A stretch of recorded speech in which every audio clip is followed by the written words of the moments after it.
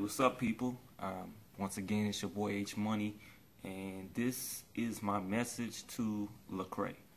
For those of you that may not know, Lecrae is a Christian hip hop artist, and I'm a very big fan of his. I had the privilege of meeting Lecrae a couple of years back before a concert here in Dallas at an autograph signing, and I was able to shake his hand and give him a short thank you to let him know that I was thankful that he was allowing God to use him and speak to people through his music, and that listening to his music had strengthened my faith in God and made me a better father. So right now I want to go into a little bit more detail with my thank you, because I really appreciate what this brother is doing. First off, growing up, I grew up a huge hip-hop fan.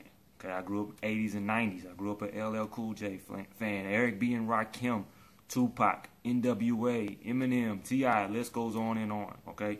And in between my bad boy phases, I was involved in the youth groups in church, and I looked for groups, for Christian rap artists to try and maybe give a chance. And I think all you had there really did was maybe, had a little name for themselves back in the day was DC Talk. And not to disrespect them anyway, but the majority, well, basically all the Christian rap back then was, the lyrics were corny, they were whack, the beats, production was just low value. I mean, it wasn't that good. I just couldn't get into it. And okay, back then, this was the era of everybody had to have at least a pair of 12-inch woofers in the back of his car. And you had to be bumping when you're rolling through the neighborhood. So, the Christian rap that was there was just not bump worthy. So, that was relegated to the Tupacs, the NWA, that type of music. Now, I still have not given up listening to that type of music. I mean, I still listen to all the guys from my past. But one day here I am, I'm looking on iTunes, and I always check Tuesday, new release day. And I'm just looking at new things, new artists, new albums, and I see this guy Lecrae, and he's like one of the top albums on the hip hop page.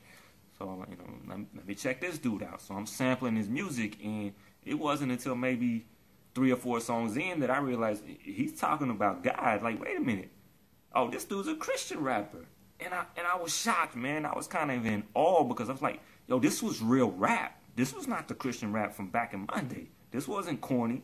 The production, the beats, the lyrics, everything was straight up on point. I mean, Lecrae is a beast, man. And I'm so thankful, because, look, this dude is talented enough that he could be making a huge name for himself in mainstream rap. Okay? He could go do that. And he's already had some crossover appeal just being a Christian artist. And I'm thankful to this man, because instead of doing that, he's giving himself, and he's allowing God to use his talents. And that's huge. That is so huge for a person to do. Do you know that there's so many accolades and things that I could chase, but you know what? I'm allow God to take it and use me how He will. And that's what He's doing. And when I started listening to his music, this was huge for me, because like I said, I grew up that hip hop era where you bumping the speakers in the back of the car. So even as an adult, even as I became a father, I still like to play my music loud in the car. But now I'm a father. I got sons in the back seat. I can't bump NWA. I can't bump Tupac, because I'm not going to ever be their father. And I know there's some irresponsible parents out there that could care less what they're playing and don't realize that their 2 or 3-year-old is learning every lyric to a Nicki Minaj song. I mean, you can't be like that. So here I am. I'm like, wow. Now I got a hip hop artist that I can bump with my sons in the car, and it's a positive message. So, I mean, that was big. Then, plus just the words themselves. Now, look, like I said, I still listen to Tupac, Eminem, but I cannot deny the truth. I've never been one of those guys. I don't buy into any of the words from gangster rap or hip-hop music, the mainstream music. I'm not out there carrying a gun, doing drugs, cheating on my wife. I love the music, I love the intensity, I love the beats, the production, so I'm not living by the words. But now Lecrae's music, there's nothing wrong if I decided to live by those words. When I hear a Lecrae song, I actually want to live by the words. And that's a powerful thing, because music can move you.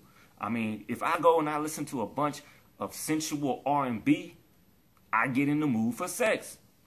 So if I'm listening to a whole bunch of God-driven, positive messages through music, it puts me in that frame of mind to want to be a better man, to want to be a better father, to want to get closer to God. That's huge, man. So now I'm listening to hip-hop that I can bump with my children. I want them to learn every word to it. And I'm learning every word, and I'm absorbing it, and it's motivating me in a positive way. So, once to Lecrae, a huge shout-out, a huge thank you. And to all the guys at Reach Records, Triple E, Tadashi, Derek Minor now, excuse me, KB, Andy Mineo, or is it Mineo? I'm not sure, dude. I apologize if I got it wrong, but I love all you guys, man, that you have given yourself to God, allowing Him to take your talents to use it, and you're reaching a target audience that really didn't have somebody reaching out to them. Okay, I mean, it's huge. Like Church Clothes, Lecrae, the message in that was huge, man. I'm with you. I feel everything that you're trying to say, and just want to end this. Big time thank you to you guys. Keep doing what you're doing.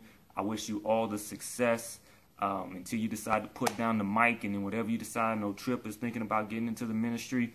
You know, good luck to all you guys. I'm gonna continue to be a supporter and a fan, and just thank you. Okay, and I'm gonna end it with God bless and peace.